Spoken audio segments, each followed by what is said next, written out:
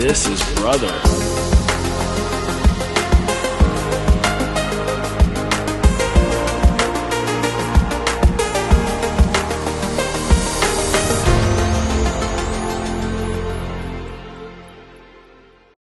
Olá, olá! Buenas, pessoal! Hoje eu tô aqui com a Camila. Hoje o papo é só entre mulheres, né, Camila? Isso aí, E doutora. a gente quer conversar bastante, né, sobre saúde da mulher, porque o nosso público, ele é majoritariamente feminino, da Com cirurgia certeza. plástica. Não que não atendamos homens, mas as mulheres têm aí o seu pódio número 1. E nós vamos falar não só de saúde feminina, mas de como a gente prepara essa mulher para uma cirurgia plástica, que nada mais é do que um trauma, né, pessoal? Então, a gente precisa estar com tudo muito bem alinhado para submeter esse trauma, né, Camila? Perfeito, doutora. E eu vim aqui trazer as principais dúvidas, questionamentos, aquele medinho ali que a gente tem sobre cirurgia e a gente vai desmistificar tudo isso daqui para vocês. Tá bom? Com certeza. Vamos lá. Primeira pergunta que não quer calar. Como eu sei, doutora, que meu coração está pronto para fazer uma cirurgia plástica? Como é que eu identifico isso? Perfeito, Camila. Essa é uma dúvida bem frequente. O coração, ele é, digamos assim, o nosso principal órgão do corpo e não querendo puxar a brasa pro meu lado. Mas ele guia todo o bombeamento de sangue do nosso corpo, tá? E existe um grande mito, talvez, em cima dele, no sentido de, puxa, será que o meu coração vai parar na mesa, lá na cirurgia? Né? Existe todo uma superstição, né, que rodeia a parte cardiovascular. Fato é, dentro da cardiologia, por que é o cardiologista que faz toda essa preparação, tá, Camila? Porque a gente tem um entendimento global do que precisa estar alinhado para a sua cirurgia plástica. Então, a gente tem scores de risco que a gente calcula para a gente saber a sua predisposição a ter algum tipo de complicação na cirurgia. E também a gente tem todos os exames de rastreio que avaliam como que os sistemas estão funcionando, do cardiovascular ao metabólico, tá? Não é só o coração. Então, o coração é uma das peças, e sim, muito importante, tá? Mas a gente avalia todo o resto para determinar o risco dessa paciente para o pré-operatório. Então, é um conjunto, é isso, doutora? Você tem que avaliar desde o começo ali da minha anamnese mesmo que eu falo, doenças pré-existentes, familiar, é tudo isso? Tudo isso.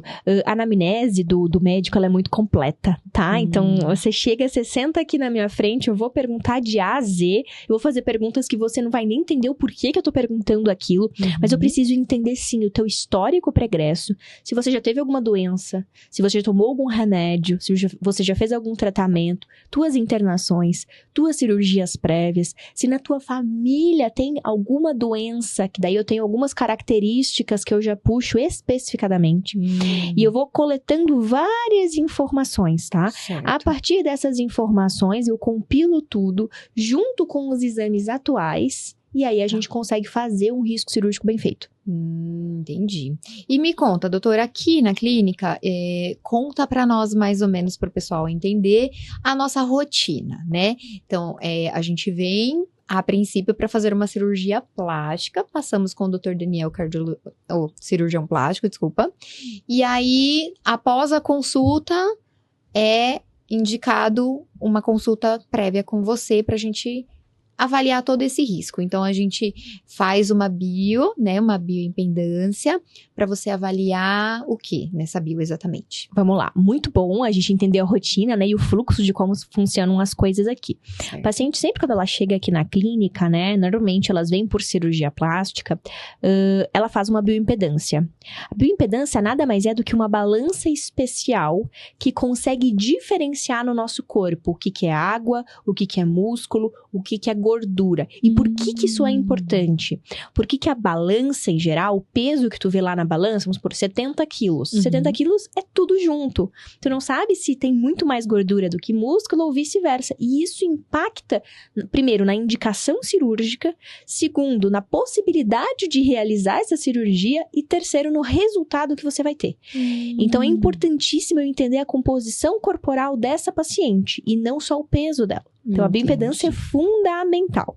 Certo. A partir da bioimpedância, eu consigo avaliar essa paciente. O Daniel já me traz as indicações possíveis que ela tende a realizar. Certo. E a partir disso, eu já tenho noção de qual que é o tempo cirúrgico. É muito diferente uma prótese de silicone que dura ali 40, 50 minutos de tempo cirúrgico, fora o pré e o pós, né? De uma cirurgia tripla que vai durar 8, 9 horas. Entendi. E o tempo em mesa também impacta bastante. Quanto maior o tempo em mesa, maior o risco e mais eu tenho que ser chata com essa paciente no sentido de deixar tudo muito alinhado. Tá? Entendi. Eu entendo qual é a cirurgia e eu entendo o estado da paciente para aquela cirurgia, de Certo. mental ou físico. Porque não é só estar apta do ponto de vista físico. Puxa, tá tudo bem, ela tá num peso legal, os exames estão ok. Será que mentalmente essa mulher não tá passando por uma separação?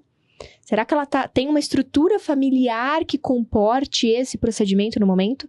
Então, tudo isso é levado em conta. É bem complexo. Doutora? É bem E complexo. as pessoas não têm essa noção, né? Não tem. Elas simplesmente acordam e falam, não, hoje eu decidi, vou passar por uma cirurgia. E aí, como que você lidar? Talvez com uma possível segura ali do tempo de operação, porque ela decidiu, ela acha que ela consegue operar já, né? Nas férias, por exemplo. E aí, chega aqui, a gente precisa fazer esse ajuste para poder estar apta para cirurgia. Como que você lidar com isso? É bem complexo, né? A gente hoje, talvez a nossa geração, ela seja muito imediatista, né? A gente acorda, já abre rede social, tem rádio, podcast, tudo tocando, nosso cérebro não para e a gente quer tudo para ontem. Isso. Quando a gente fala de um procedimento cirúrgico, a gente tá falando de algo que vai ser definitivo. Tá? A cicatriz que você ganhou ali é uma cicatriz para a vida toda, bem posicionada, estratégica e que vai melhorar seu corpo. Isso. Mas é uma cirurgia, então eu tenho que entender que para eu me submeter a essa cirurgia, primeiro, a paciente tem que estar ciente de que é uma cirurgia que deixa cicatrizes. Tem pacientes que acham que faz com laser, né? Não. Corta e costura. 2, essa paciente ela tem que entender que vai haver uma mudança no corpo dela, sempre para melhor, porque é essa a ideia da cirurgia plástica, né? Mas vai haver uma mudança e ela vai ter um corpo diferente depois que ela sair dali, né? E 3, existe todo um complexo ali que a gente precisa avaliar no pré-operatório. Por quê? Porque essa paciente, eu tenho que fazer todos os exames, eu tenho que entender como é que tá a rotina dela, eu tenho que entender se ela não tá tomando alguma medicação ou algum suplemento que eu preciso de um tempo sem para poder indicar uma cirurgia. Tem todos esses detalhes que a gente precisa avaliar. Tá? Entendi. E doutora, para cirurgia, tem alguma coisa que a gente precisa tomar mais, tomar menos, suplementar vitaminas, vitamina C, colágeno? O que a gente precisa fazer? Legal, essa é uma pergunta interessante e eu quero responder já com um push, uma polêmicazinha.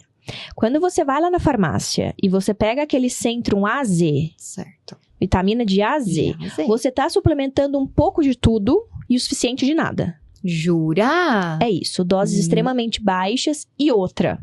Muitas das vezes, esses pacientes tomam esse suplemento como se fosse uma balinha e aí tomam outros suplementos que também contêm os mesmos ativos e acabam fazendo sobredose de suplementação. Caraca. A gente tem visto com bastante frequência, tá? Pacientes que se intoxicaram e aí a gente desenvolve problemas renais. Nossa. Tá? Já vi gente indo pra diálise por excesso de vitaminas. Então, assim, essa sobrecarga tanto de rim quanto de fígado é extremamente relevante. Sim. E existe um mito de que, puxa, eu preciso necessariamente suplementar para a minha cirurgia.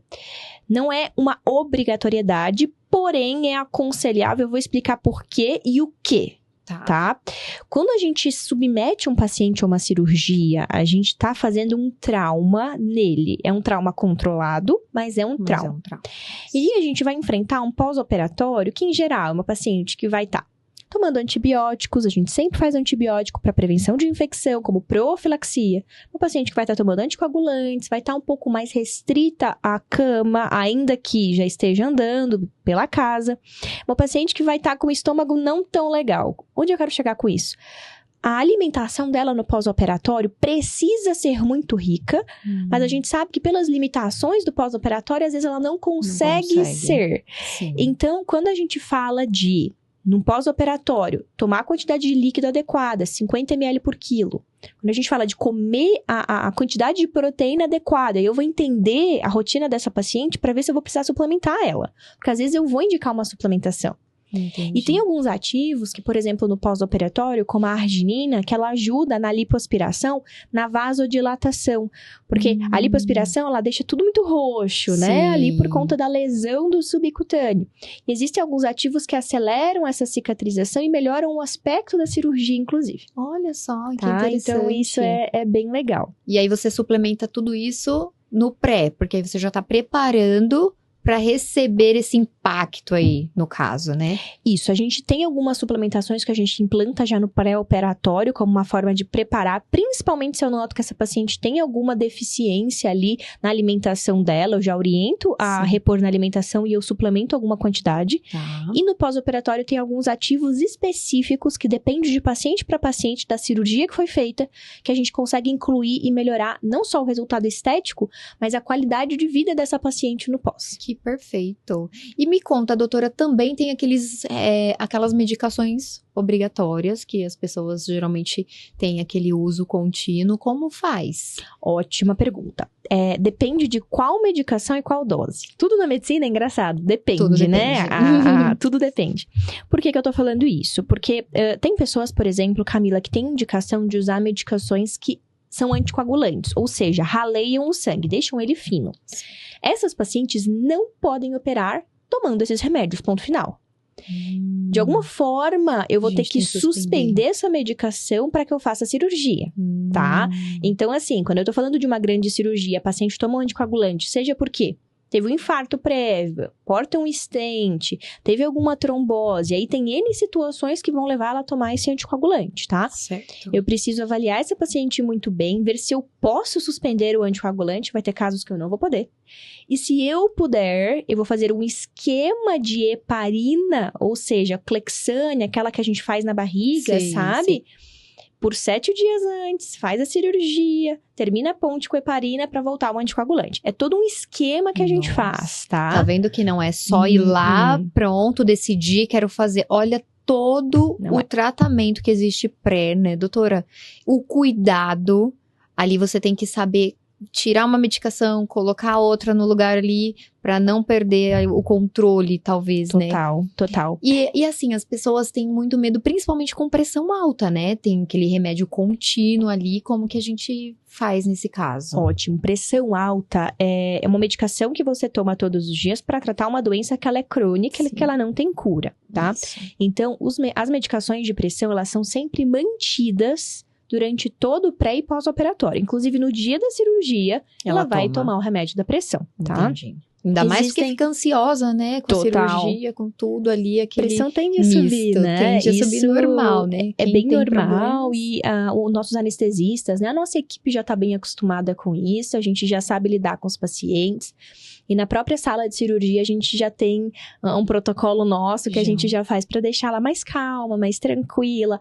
Ela, inclusive, escolhe a música que ela quer, o repertório. O diferencial aí da cirurgia, anota aí, pessoal. Tem muita coisinha, muito detalhe que só aqui você vai encontrar, né, doutora? Sem dúvida. E isso de falar de equipe é muito importante, porque uma cirurgia, pessoal, ela não é só o cirurgião. O cirurgião é importante, é a cereja do bolo, é quem vai fazer ali o ato cirúrgico em si. Mas todo o pré, o durante a anestesia ali e o pós-operatório são também fundamentais. Então, ter uma equipe que se comunica, uma equipe coesa, né, é fundamental, faz toda a diferença. Então, quando a gente fala de cirurgia, a gente fala desse complexo todo.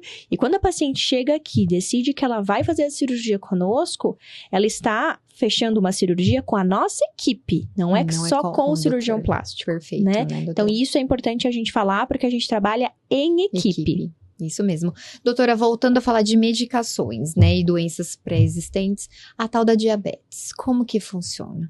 A gente tem problema na cicatrização, como que é, doutora? Explica um pouquinho aí, porque quem tem diabetes também pode fazer uma cirurgia plástica, certo? Pode sim, desde que o diabetes esteja controlado. Qual que é o problema do diabetes, pessoal? O açúcar no sangue, quando ele está muito elevado, tá? Ele prejudica todo o funcionamento do nosso corpo e ele começa a fazer lesões em vasos sanguíneos e em nervos. E isso impacta diretamente nos pequenos vasos sanguíneos, que são os vasos que levam o sangue para a pele, do pé à cabeça. Sim. Principalmente ali na periferia, na pele, tá? A pele recebe o extra ali do sangue. O sangue principal tá circulando lá na nossa horta, tá? Certo. Então, se eu tenho lesão nesses vasinhos, o sangue não chega. Se o sangue não chega, a cicatriz não fecha. Não fecha, tá? não circula. Então, quando a gente já tem um diabetes de longa data, em que eu tenho já uma lesão muito grande dessa microcirculação, primeiro, a gente tem que avaliar se essa paciente vai ser factível para operar. E segundo, se ela for, a gente vai precisar deixar essa diabetes bem controladinha para que eu tenha uma cicatrização normal ali. Certo. Tá? E para essa paciente, a gente tem sim que fazer alguns ativos importantes da cicatrização. E que não são colágeno. Ah, é? Todo mundo chega aqui falando, não, eu vou fazer lesão na minha pele, né? Vai ter corte, costura, então, eu quero colágeno. É isso mesmo. Gente, o colágeno é um veneno na cirurgia plástica. Como assim, doutora? Explique isso pra nós. Porque a gente acha que o colágeno é a solução do problema da pele. Não é. Olha só. O colágeno, ele é uma proteína que é absorvida, tá? E a gente tem vários colágenos na nossa pele. Tem colágeno tipo 1, colágeno tipo 3, tem colágenos de tendão. Várias partes do nosso corpo são feitas de colágeno. Certo. Quando a gente suplementa colágeno, a gente estimula os fibroblastos, que são células ali que vão proliferar para fechar a pele. A gente estimula eles a crescerem e a se proliferarem mais para fechar uma eventual ferida. Sim, tá? Sim. Aí, a lógica disso aparentemente parece ser boa. Se eu vou tomar o colágeno, vai estimular, vai fechar minha cicatriz. Só que não. O colágeno, ele hiperestimula esses fibroblastos que já estão estimulados pela cirurgia e tende a formar uma cicatriz hipertrófica.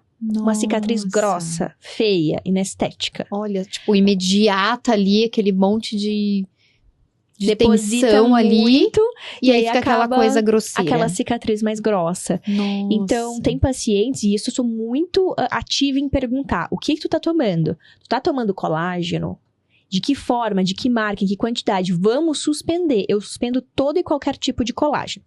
Caraca. Lembrando uma coisa, colágeno é uma coisa, whey protein é outra. São proteínas com características e absorções totalmente diferentes. O whey protein não só ele é muito bom, como ele é recomendado perto e após uma cirurgia plástica. Já o colágeno não.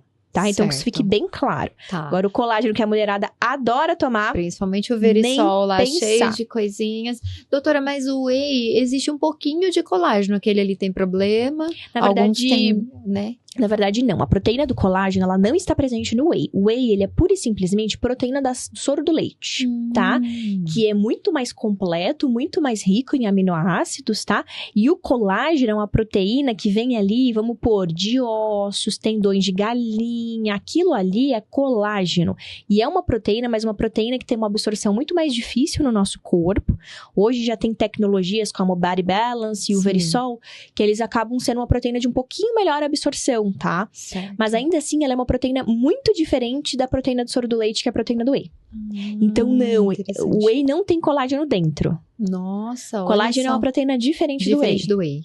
Que bom. Bom saber que a gente pode, então, continuar suplementando ali com whey whey, protein, né? Que é o mais super liberado. fácil. Agora, a proteína do colágeno, não. Tá. E... parte cirúrgica, né? Alguns casos, tem alguns pacotes que você acompanha ali dentro do centro cirúrgico. Conta pra nós a experiência, como funciona, o que faz pra ter uma cardiologista dentro do centro cirúrgico. Muito legal. Camila, a gente estruturou o nosso atendimento aqui em etapas, né? Então, sim, a nossa equipe, ela trabalha em conjunto. E aí, existem pacotes de disponibilidade, né? Com avaliação pré-operatória, com suplementação se necessário e com o comparecimento ao centro cirúrgico, se for do desejo da paciente. Tem algumas pacientes, Camila, que eu não abro mão de estar, tá? Então, essa paciente, ela vai ter que me aturar no centro cirúrgico, porque eu estarei lá, por motivos de risco cardiovascular, tá? Que ótimo. Então, assim, tem pacientes que são obrigatórios. E tem pacientes que ela tem opção de contratar o pacote em que eu estou no centro cirúrgico, tá? E eu faço todo o acompanhamento do pré, intra e pós-operatório dela ali no hospital. tá? E um cardiologista no centro cirúrgico é muito interessante e importante, porque o cardiologista é o médico que melhor sabe lidar com complicações graves, tá? Então, a gente é muito treinado durante a nossa formação a lidar com tromboses, com paradas, com todas as complicações mais graves que a gente não quer que aconteçam, mas que são complicações que eventualmente podem acontecer de forma rara, né? Então, ter o cardiologista lá presente é um extra de proteção. Tá? Perfeito. Então, a gente sabe, né, que existem já estruturas hospitalares, inclusive aqui em São Paulo, que não abrem mão de ter um cardiologista em centro cirúrgico, né, na vigência aí de uma cirurgia, seja ela qual for. Certo. E você comentou sobre trombose. Como que eu sei o risco que eu tenho de ter, se eu tenho ou não, se é uma doença genética, como que é, doutora? Explica pra nós. Perfeito. Trombose tem sim características e polimorfismos que são de herança genética, tá? Então, aquela paciente que a mãe teve trombose, a avó teve trombose, a tia trombosou, tá todo mundo trombosando, eu, antes de qualquer coisa, já pesquiso a genética dessa paciente para ver se ela tem algum gene mutado que caracterize trombose para ela, tá? Então, isso é o primeiro passo. Não tem histórico na família, beleza. A gente tem um score pré-definido e validado, em que a gente calcula alguns fatores, a gente faz algumas perguntas e usa os resultados de alguns exames para calcular o risco de trombose intraoperatória em X%. Ah, é X%, é alto risco, é médio risco, é baixo risco, tá? Então, eu uso esse score para fazer esse cálculo. Certo. Em geral, as nossas pacientes têm baixo risco de trombose. Ainda assim, a gente sempre orienta a prevenção de trombose com a meia elástica no pós-operatório. Sim. E no intraoperatório, aquela botinha que fica apertando e soltando sempre está lá. Ah, então esse é um diferencial também, né, do Dr. Daniel? Ele opera com aquela bota pneumática. Bota pneumática, exatamente. É o nome dessa bota que faz o bombeamento do sangue, diminuindo, né? Esse risco. Diminuindo esse risco durante a cirurgia. Porque durante a cirurgia a paciente está sedada, ela está parada, ela não vai mexer a perna, tá? Então, a gente mexe por ela. Então, isso é muito importante, tá? E já no pós-operatório, a gente já começa a anticoagulação para evitar trombose e a meia elástica, que é aquela meiazinha de compressão da perna. Entendi. Então, tem toda uma pesquisa ali antes pra gente saber mesmo se tem risco ou se não tem risco, né? Sim, é tudo muito exato, tá? E eu esqueci de fazer uma pergunta em relação ao colesterol. Tem algum risco cirúrgico maior? Quem tem colesterol, quem não tem colesterol? Porque hoje em dia não tem muito isso, né? Gordo, mas todo mundo tem colesterol praticamente, né? Legal, ótima pergunta. Quando a gente fala de risco pré-operatório, risco cirúrgico, ele é um risco que eu calculo, levando em conta algumas variáveis para uma cirurgia plástica ou qualquer outro tipo de cirurgia ali. Isso é diferente do risco cardiovascular global desse paciente, que é o risco dele ter infarto, AVC e morte do coração nos próximos 10 anos. São riscos diferentes, tá? Eu sempre levo em consideração ambos, eu calculo sempre ambos. Eu preciso entender o risco cardiovascular dessa paciente, em primeiro ponto, porque se ele for alto, eu já contraindico a cirurgia, tá? Entendi. Então, o risco dessa paciente, aí eu levo em consideração pressão, diabetes, colesterol, histórico familiar, histórico pessoal de doença do coração, tem N fatores que eu levo aí em consideração. Tá. Lipoproteína A, enfim, tá? Certo. E o colesterol entra aqui. Por quê? O colesterol, ele é formador de placas de gordura, tá? E essa placa de gordura, na suspeita de ter uma placa de gordura, eu faço toda a investigação, porque se tiver uma placa de gordura, a gente tem cuidados especiais para aquilo ali. Certo. Por vezes, eu vou ter que tratar primeiro essa placa de gordura antes de operar ela. Entendi. Eu não vou deixar ela operar com uma placa solta ali. Então, por que o cardiologista é o médico? Porque ele tá lidando com o mais complexo do corpo humano. Sim. E se o sistema dele não tiver 100%, nada vai estar. Não vai estar. Então, ninguém vai fazer cirurgia, tá? Então, o colesterol, ele entra nesse aspecto de aterosclerose. E a gente sempre avalia a aterosclerose antes de indicar qualquer tipo de procedimento cirúrgico. Entendi. Tá? Porque é muito comum, né, doutora? As pessoas chegam aqui acima do peso, com o IMC Alto, acima. Né?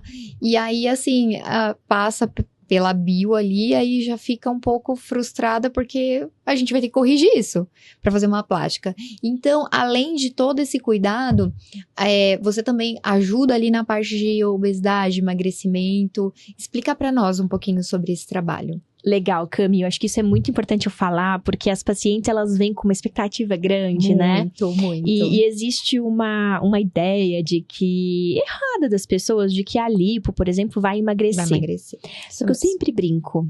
Quando a paciente chega aqui pra gente, independente do motivo, estando ou não fora do peso, ela quer melhorar a autoestima dela. Só que a melhora de autoestima não vem sem uma melhora de saúde. Tá? Aquela pessoa... Não, né? É fundamental. A gente precisa... É minha oportunidade de melhorar os hábitos de vida e a saúde dessa paciente em primeira mão. Porque a estética importa, sim, autoestima é saúde também. Sim. Mas antes de eu buscar a autoestima dessa paciente, esteticamente falando, corporalmente falando, eu preciso que a saúde dela esteja boa. Tá? E aí, vamos supor, uma paciente que tá com IMC elevado, que tá com um nível de obesidade, que tem um nível de colesterol aumentado, que tem uma pressão que tá oscilando. É o meu momento de trazer, primeiro, saúde pra ela. Sim. E depois que ela tem saúde, ela faz a cirurgia plástica. Pode parecer que as pacientes, elas ficam frustradas, mas, Cami, na prática, elas ficam felizes. Porque elas começam a se enxergar, elas entendem que ela já tem algumas situações de saúde acontecendo e que a gente tá tirando elas de um possível problema no futuro. Então, ela veio buscando uma coisa e ganhou outra, tratou outra. Conjunto, né? E aí, tratando a saúde dela, aí sim, ela vai estar saudável e bonita. E vamos colocar aí, doutora, nesse processo, o tal do exercício físico, que é um... Ih, Camila, você falou com a cara de quem não gosta muito, não. O exercício físico é um dilema para qualquer pessoa. Assim, eu sei que tem uma porcentagem aí no mundo que ama, que gosta, que tem prazer. Mas vamos colocar aí que a grande maioria, né, doutora, é porque precisa. Fala um pouco do exercício físico pré-cirúrgico, pra vida, né? Pra vida. Fala um pouquinho. Ótimo. O corpo humano não nasceu pra ficar parado, ponto. Quando a gente, né, milhões de anos atrás, não tinha computador, não tinha, né, uma cadeira, uma mesa que a gente ficava no escritório. Então, assim, o corpo humano, ele nasceu pra se movimentar. Tá? A gente tem uma estrutura muscular que nos sustenta justamente para que a gente esteja em movimento. E essa estrutura muscular que a gente tem, ela guia o metabolismo do nosso corpo todo. Então, o diabético ali, provavelmente ele foi sedentário lá atrás e ele não tinha uma massa muscular boa. E assim por diante. Obviamente que tem exceções, né? Mas assim por diante. Então, exercício é fundamental, gente. E é aquela coisa, doutora, eu odeio academia. Vai fazer uma dança, uma luta, uma caminhada com o marido na orla. Vai, enfim, pedalar na avenida. O importante é o movimento. É o movimento. É fazer o coração acelerar. É isso. Boa. A gente entra aqui numa divisão que é importante eu fazer. Tá. Uma coisa é você estar em atividade física. Outra coisa é você fazer um exercício físico. O que é estar em atividade? É você subir uma escada ao invés do elevador, é você ir passear com seu cachorro, é você fazer coisas do dia a dia de forma ativa, né? Sim. Isso é estar em atividade, carregar uma compra. O exercício físico é o momento que você para, coloca um tênis, bota uma roupa de academia e vai fazer realmente algo que vai impactar na sua saúde cardiovascular. Ambos são importantes e ambos predizem saúde, tá? Sim. Mas assim, o exercício físico, quando a gente subdivide ele, a gente tem o que acelera o coração, sim, que é o exercício aeróbico. Ele é fundamental para você ganhar capacidade cardiorrespiratória, que a gente chama de VO2 máximo. Ele é fundamental para o nosso metabolismo. E tem o exercício resistido, que é o exercício de massa muscular, que ele aumenta ali, ele deixa aquele músculo mais ávido por glicose, ele diminui a chance de diabetes, ele melhora o metabolismo também, ele te deixa mais forte, né? Ele te deixa mais com uma sustentação corporal melhor. Sim, eu vi você comentando com o paciente, né, doutora, que o paciente, você perguntou pra ele, você faz exercício físico? E ele falou, faço, eu ando. Aí você, mas anda quanto? Eu ando ando, né? Eu ando dali pra cá, de lá pra cá, eu vou ali, eu vou assim. Mas o exercício que você precisa é quando você põe o tênis. Então, é aquela corridinha, aquela coisa um pouquinho mais intensa, Exato, né? Exato. Mas ilustra bastante essa explicação, Total. né? Eu sou meio sincera com os pacientes, sabe? Eu sou bem sincera mesmo. Aí quando os pacientes falam pra mim, doutora, eu ando. Eu também. Eu aprendi a andar quando eu tinha 2 anos de idade. E você? É aquela coisa, né? O exercício físico, quando você para fazer atividade física, não é passear com o cachorro, falar com o vizinho. É você ter um momento em que você vai concentrar sua energia em fazer o seu corpo trabalhar. Tá? Então você vai fazer uma caminhada que vai te deixar ofegante. Ao ponto de você até conseguir conversar com a pessoa do lado, mas você vai estar mais ofegante. Você não vai estar passeando, tá? Então, assim, o exercício físico, ele exige um pouquinho mais. E a gente tem zona de atividade física, que inclusive a gente sempre orienta, né? Dependendo do que você quer. Você quer ganhar performance, é uma zona. Você quer perder gordura, é outra. Isso. Então, são zonas de frequência cardíaca que a gente consegue colocar ali, dosar tá? ali certinho, né? Mas a atividade física, ela é fundamental. Sem musculatura, não há cirurgia que mantém o corpo bonito.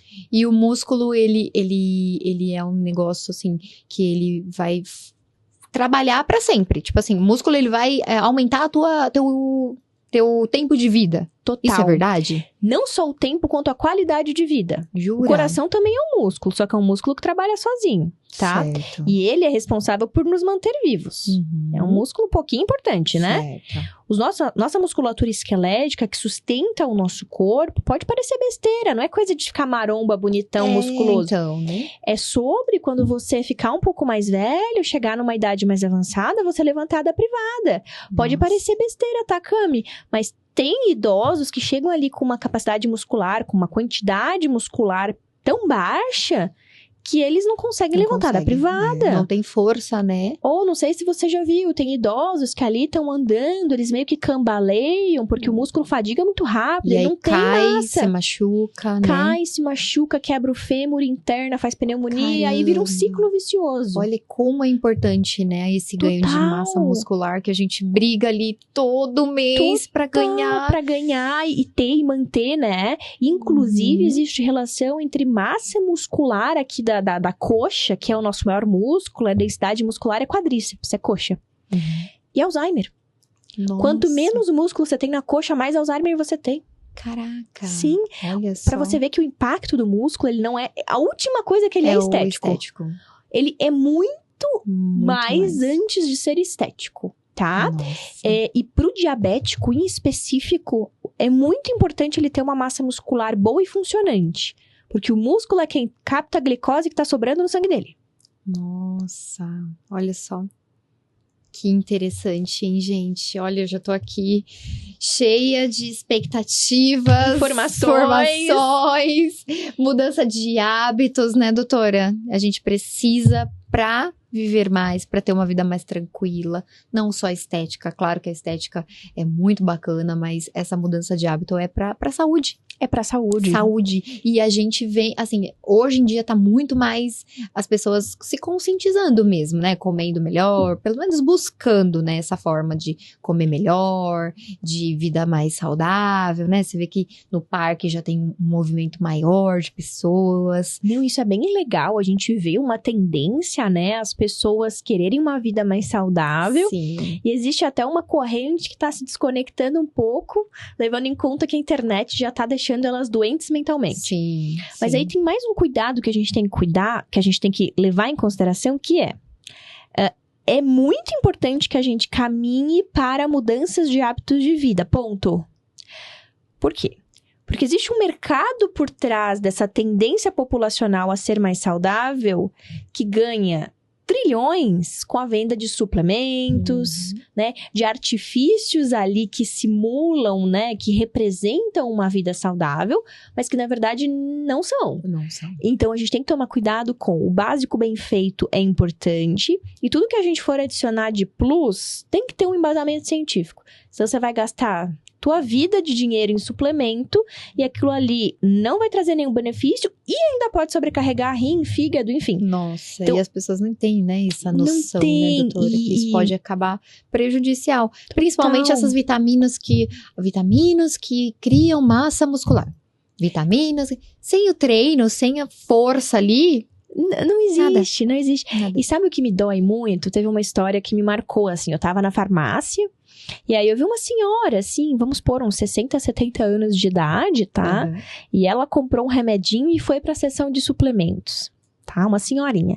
E ela ficou um tempão lá olhando os suplementos, meio vislumbrada. Puxa, qual que eu vou comprar Qual? pra mim e tal. E aí eu pensando cá com os meus botões, né? Puxa, se essa senhora investisse esse dinheiro que ela tá querendo investir nesse suplemento numa alimentação adequada, comprar mais verdura, legume, num personal pra academia, ou numa Sim. academia que ela goste, né? Numa Sim. natação, em alguma outra coisa, esse dinheiro estaria sendo muito mais bem melhor. investido. Tá? Então, quando a gente quer achar soluções práticas, rápidas, de preferência em cápsulas para os nossos problemas, Sim. errado, é um né? gargalo, né? É o Mas, jeito mais rápido, mais fácil ali, que total, não exige tanto esforço, tanto esforço, né? exato. Que não cansa tanto, né? Só tomar um comprimidinho ali, Pronto, acabou como se tivesse tudo como. bem, né? É, Então, verdade. isso é bem legal de falar, sabe? E assim, uma vitamina mais adequada seria o whey, doutora? Ó, o que tem evidência científica hoje, tá? Primeira coisa, whey protein. Whey protein talvez seja a mais ampla do ponto de vista de população, porque vai pra jovem, vai pra idoso, vai pra Sim. criança, vai pra todo mundo. Todo mundo. Tá? Todo mundo se beneficiaria de whey protein. Por conta das proteínas? Por conta de proteína. Porque um dos grandes problemas e dificuldades das pessoas é bater a quantidade de proteínas que elas precisam por dia. Eu sei tá? muito bem disso. A gente prefere o carboidrato, que é mais gostoso, a gente faz... a nossa alimentação, ela acaba agregando outros nutrientes, tá? E a proteína acaba ficando ali, né? Que é um macronutriente muito importante, acaba ficando de lado. E a Então, creatina, doutora? Creatina é o segundo, talvez, que eu colocaria na lista. A creatina, ela não tem nenhum benefício para além de aumentar repetições em treino de força. Isso que falam que creatina melhora a memória, que melhora mil e uma coisa, é tudo Isso. mentira. Não tem comprovação científica. O que tem comprovação científica ela ajuda para quem tá treinando pesado Certo. a fazer mais uma repetição, tá? Na Uhum. média ali, ele ganha uma repetição. E essa repetição a mais no saldo final é um Acaba criando mais músculo, certo? Mais músculo, resistência. exercita, mais resistente. É nesse sentido que a creatina ela pode ser usada, tá? Tá. Mas ela não agrega para além disso, como muitas pessoas vendem. E eu posso tomar creatina sem treinar ou eu preciso treinar? Já que é a função dela...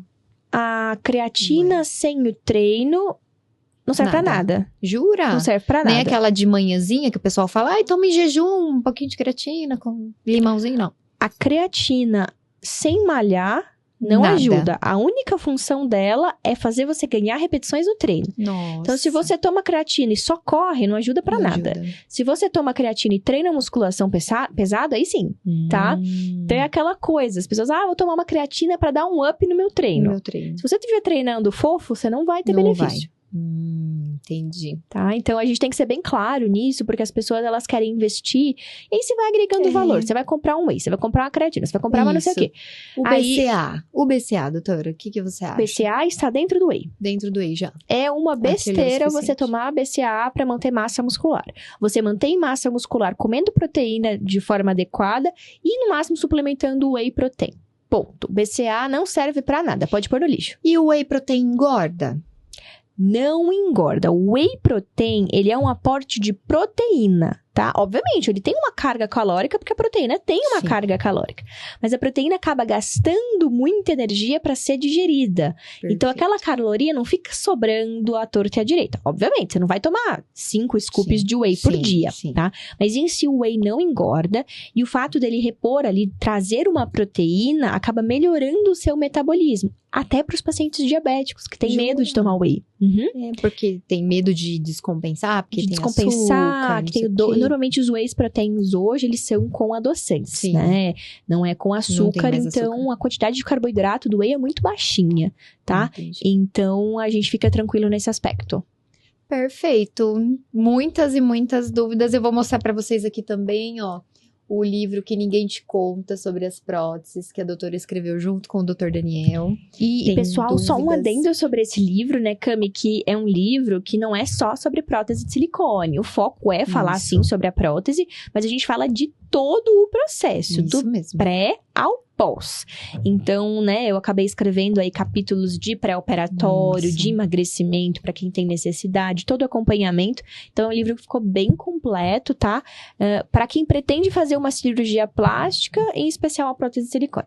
Perfeito. Vale a pena vocês conferirem, tá? Já está nas plataformas digitais. Já está na Hotmart, tá Hotmart. disponível lá, tá? E tem a versão física também. Então, já dá pra gente acessar, tem o link na nossa bio. Perfeito. Doutora, foi maravilhoso, enriquecedor. Eu amei. Você quer colocar mais alguma coisa, mais algum ponto importantíssimo? A mensagem final que o Daniel Mensagem sempre final. pede pra gente falar, uma mensagem final. Pessoal, cirurgia plástica é uma cirurgia. Sendo uma cirurgia, é uma agressão. Esteja certo de que a equipe que está te acompanhando para esta agressão que é a cirurgia plástica, seja uma equipe boa, bem informada, adequada e que vá garantir um bom processo pré, intra e pós-operatório, porque isso vai definir o seu resultado. Isso aí. E conte com nós aqui da clínica para participar de todo esse processo, desde o início até o casamento, como o doutor diz, né? Nós casamos com a paciente, elas viram nossas amigas, Total. elas acompanham ali os resultados e sempre volta para dar uma corrigidinha em qualquer, né? E sempre para item que melhorar vai alguma outra fazer, coisinha, isso mesmo. nananã, então é Não, um casamento. não é um vício, mas assim, se pode corrigir, se dá para corrigir, a gente tá aqui para solucionar esses probleminhas. É isso aí. Certo? Obrigada, gente.